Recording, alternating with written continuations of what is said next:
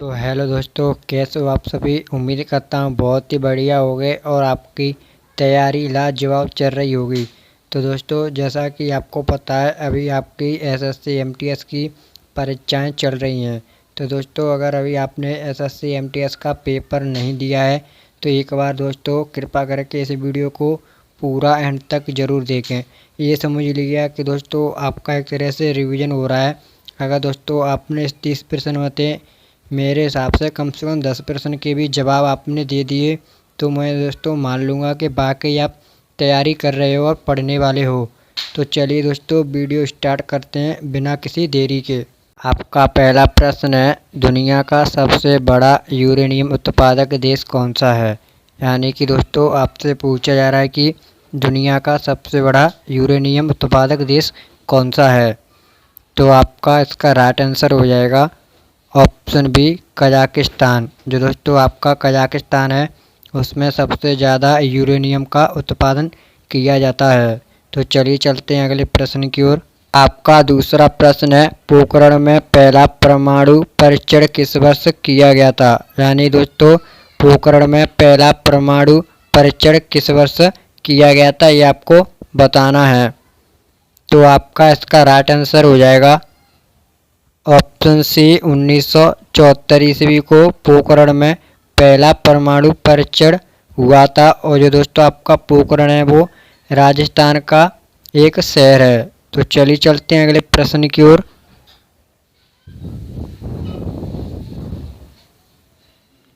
आपका अगला प्रश्न है, पोलियो वैक्सीन की खोज किसने की थी। यानी दोस्तों आपको बताना है जो पोलियो वैक्सीन है इसकी खोज किसने की थी, ये आपको बताना है।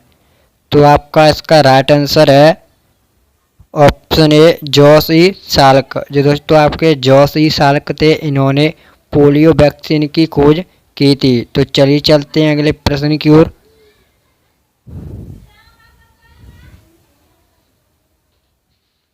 आपका अगला प्रश्न है, निम्नलिखित में से किस भारतीय राज्य में लाई अरोवा उत्सव मनाया जाता है। यानी दोस्तों आपको बताना है भारत के किस राज्य में लाई अरोवा उत्सव मनाया जाता है।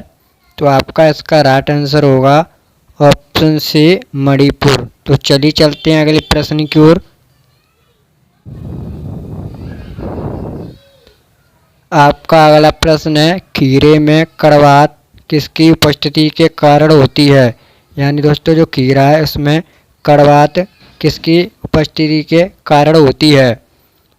तो आपका इसका राइट आंसर होगा ऑप्शन ए, कुकुरबिटेशन। जो दोस्तों आपका कुकुरबिटेशन है उसके कारण खीरे में कड़वाहट उत्पन्न या उपस्थित होती है। तो चलिए चलते हैं अगले प्रश्न की ओर।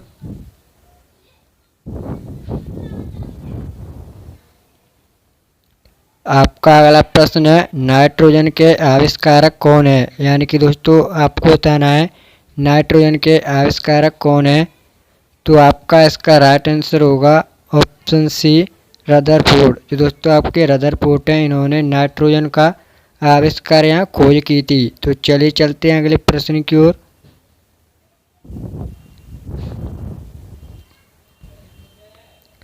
आपका अगला प्रश्न है, निम्नलिखित में से कौन सा त्यौहार उड़ीसा में मनाया जाता है। यानी कि दोस्तों उड़ीसा में कौन सा त्यौहार मनाया जाता है, ये आपको बताना है। तो आपका इसका राइट आंसर होगा ऑप्शन सी, बाली तृतीया। जो दोस्तों आपका बाली तृतीया है वो उड़ीसा में मनाया जाता है। तो चलिए चलते हैं अगले प्रश्न की ओर।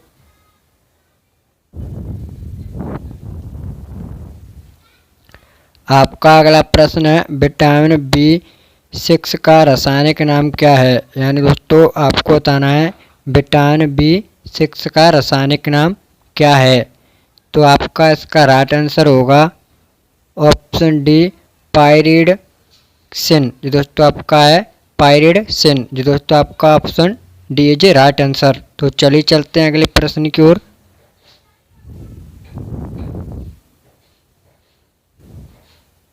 आपका अगला प्रश्न है, पुलित्जर पुरस्कार जीतने वाले पहले भारतीय कौन हैं। यानी कि दोस्तों आपको बताना है पुलित्जर पुरस्कार जीतने वाले पहले भारतीय कौन है? तो आपका इसका राइट आंसर होगा ऑप्शन ए गोविंद बिहारी लाल। जो दोस्तों आपके गोविंद बिहारी लाल हैं वो पहले मतलब भारतीय जिन्होंने पुलित्जर पुरस्कार जीता है। तो चलिए चलते हैं अगले प्रश्न की ओर।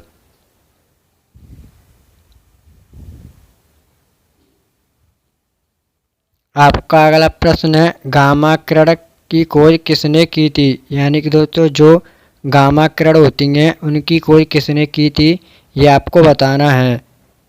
तो दोस्तों आपका इसका राइट आंसर है ऑप्शन डी बैकुरल। जो आपके बैकुरल हैं इन्होंने गामा किरण की खोज की थी। तो चलिए चलते हैं अगले प्रश्न की ओर।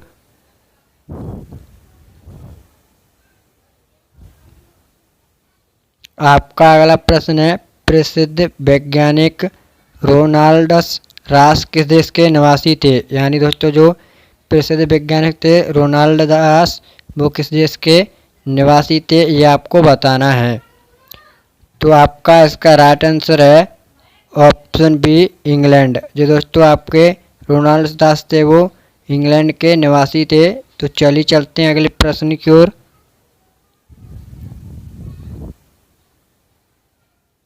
आपका अगला प्रश्न है अंतर्राष्ट्रीय ओजोन दिवस कब मनाया जाता है? यानी कि दोस्तों आपको बताना है जो अंतर्राष्ट्रीय ओजोन दिवस है वो कब मनाया जाता है। तो आपका इसका राइट आंसर होगा ऑप्शन डी 16 सितंबर। यानी दोस्तों जो 16 सितंबर है उस दिन ओजोन दिवस मनाया जाता है। तो चलिए चलते हैं अगले प्रश्न की ओर।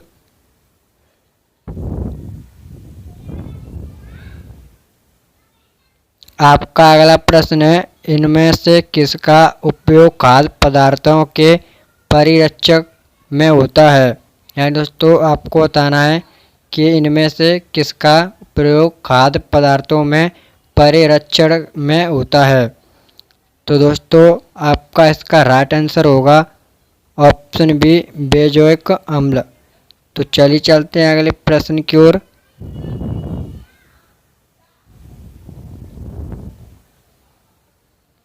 आपका अगला प्रश्न है किस विटामिन को एंटी कैंसर कहा जाता है? यानी दोस्तों आपको बताना है किस विटामिन को एंटी कैंसर कहा जाता है। तो आपका इसका राइट आंसर होगा ऑप्शन ए विटामिन बी 17। जो दोस्तों आपका विटामिन बी 17 उसे एंटी कैंसर के नाम से जाना जाता है। तो चलिए चलते हैं अगले प्रश्न की ओर।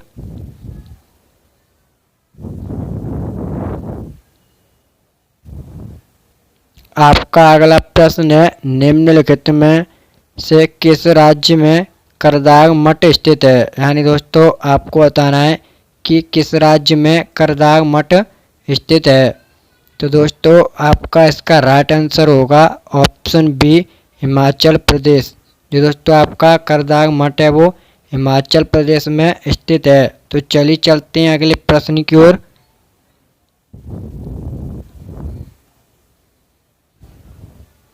आपका अगला प्रश्न है 1 या 24 बाइट में कितने किलोबाइट के बराबर होते हैं? यानी दोस्तों जो 1 या 24 बाइट है वो कितने किलोबाइट के बराबर होते हैं ये आपको बताना है।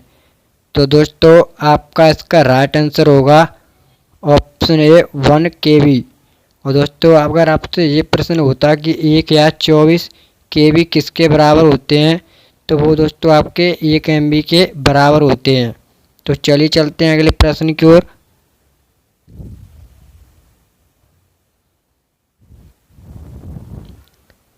आपका अगला प्रश्न है जरा दृष्टि दोष के निवारण में कौन सा लेंस का प्रयोग होता है? यानी दोस्तों जो जरा दृष्टि दोष हो जाता है उसके निवारण में कौन से लेंस का प्रयोग होता है ये आपको बताना है।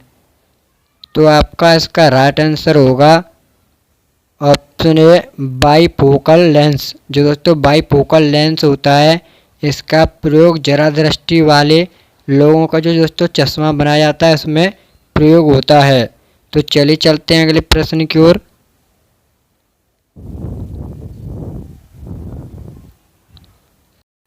अब प्रश्न है किस देश को दुनिया का कॉफी बाउल कहा जाता है? यानी दोस्तों सबसे ज़्यादा किस देश में कॉफ़ी का उत्पादन होता है, ये आपको बताना है। तो आपका इसका राइट आंसर होगा ऑप्शन डी, ब्राज़ील। अगर दोस्तों आपसे ये पूछा जाता कि भारत के किस राज्य में सबसे ज़्यादा कॉफ़ी का उत्पादन होता है, तो वो दोस्तों आपका कर्नाटक में होता है। ये आपको याद रखना दोस्तों, ये प्रश्न पूछा जाता है और कई बार पूछा गया है। तो चलिए चलते हैं अगले प्रश्न की ओर।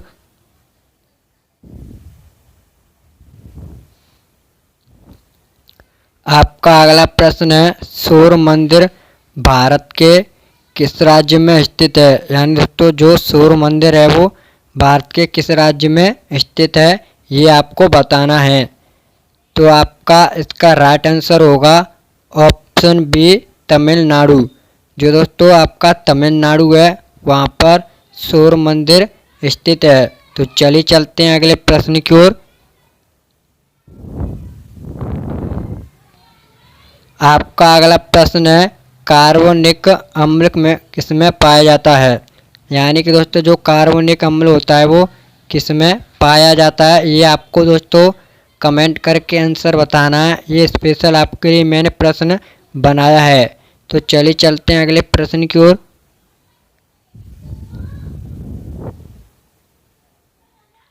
आपका अगला प्रश्न है, धोवन सोडा का रासायनिक नाम क्या होता है? यहाँ पर दोस्तों धावन सोडा होना चाहिए था, वो गलती से मिस्टेक से हो गया है। तो आपको बताना है कि धावन सोडा का रासायनिक नाम क्या होता है। तो दोस्तों आपका इसका राइट आंसर होगा ऑप्शन ए, सोडियम कार्बोनेट। जो दोस्तों सोडियम कार्बोनेट होता है वो धावन सोडे का रासायनिक नाम होता है। तो चलिए चलते हैं अगले प्रश्न की ओर।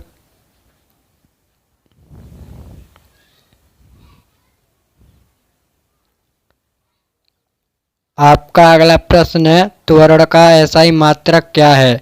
यानी दोस्तों आपको बताना है त्वरण का एसआई मात्रक क्या होता है। तो आपका इसका राइट आंसर होगा ऑप्शन डी, मीटर पर सेकंड। तो दोस्तों आपका त्वरण का एसआई मात्रक होता है मीटर पर सेकंड। तो चलिए चलते हैं अगले प्रश्न की ओर।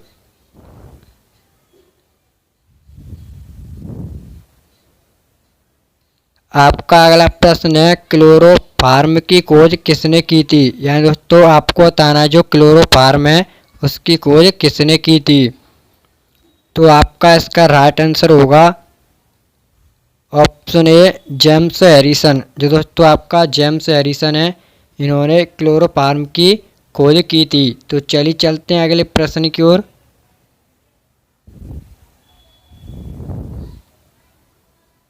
आपका अगला प्रश्न है, सबसे व्यस्त अंग कौन सा माना जाता है? यानी दोस्तों सबसे व्यस्त रहने वाला अंग कौन सा माना जाता है मनुष्य के शरीर का? तो आपका इसका राइट आंसर होगा ऑप्शन ए, हृदय। जो दोस्तों हृदय वो सबसे ज़्यादा व्यस्त रहता है। तो चलिए चलते हैं अगले प्रश्न की ओर।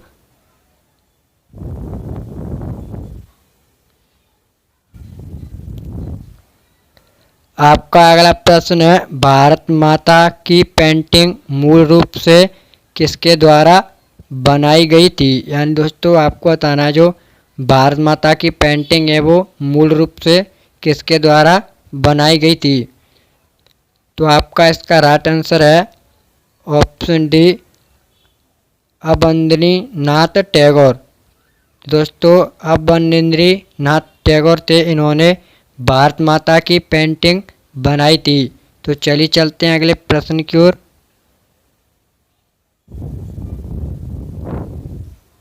आपका अगला प्रश्न है, बोरैक्स किस धातु का अयस्क है? यानी दोस्तों आपको बताना है जो बोरैक्स है वो किस धातु का अयस्क है।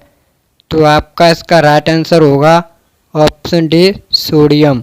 तो चलिए चलते हैं अगले प्रश्न की ओर।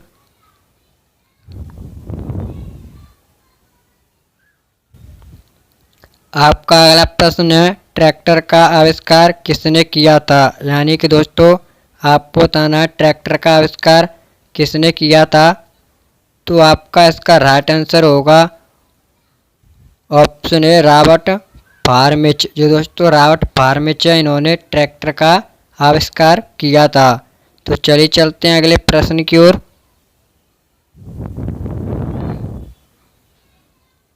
आपका अगला प्रश्न है, इनमें से पौधे में कौन सा जीवाणु जनित रोग है। यानी दोस्तों आपको बताना है इनमें से कौन सा जो मतलब जीवाणु है वो पौधों में एक तरह से जनित रोग होता है। तो दोस्तों आपका इसका राइट आंसर होगा ऑप्शन ए, गेहूं का टूडू रोग। ये दोस्तों गेहूं का टूडू रोग होता है वो एक तरह से जीवाणु द्वारा जनित रोग होता है। तो चलिए चलते हैं अगले प्रश्न की ओर।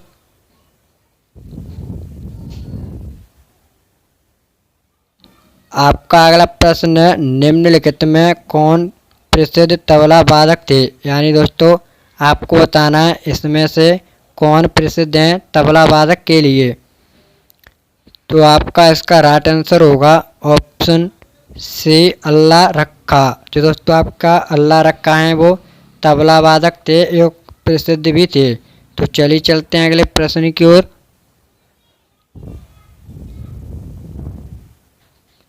तो दोस्तों आपका आज की वीडियो का ये लास्ट प्रश्न है। आपको बताना है निम्नलिखित में से कौन सा शब्द भारतीय संविधान की मूल प्रस्तावना का हिस्सा नहीं था। यानी आपको बताना है जो भारतीय संविधान है उसकी प्रस्तावना का हिस्सा नहीं है। तो आपका इसका राइट आंसर होगा ऑप्शन सी, धर्मनिरपेक्ष। जो दोस्तों धर्मनिरपेक्ष है वो भारत के संविधान की प्रस्तावना का एक तरह से हिस्सा नहीं है। तो दोस्तों आज की वीडियो हमारी यहीं पर समाप्त होती है। अगर आपको वीडियो अच्छी लगी हो तो वीडियो को लाइक और चैनल को सब्सक्राइब जरूर कर देना है। तो दोस्तों मैं तो यही उम्मीद करता हूँ आपको वीडियो बहुत अच्छी लगी होगी और आपको सभी प्रश्न अच्छी तरह से समझ आ गए होंगे। और दोस्तों कमेंट में ज़रूर बताएं कि आपका 30 में से कितना स्कोर या कितने क्वेश्चन आपने सही किए। तो चलिए मिलते हैं दोस्तों अगली वीडियो में। जय हिंद, जय भारत।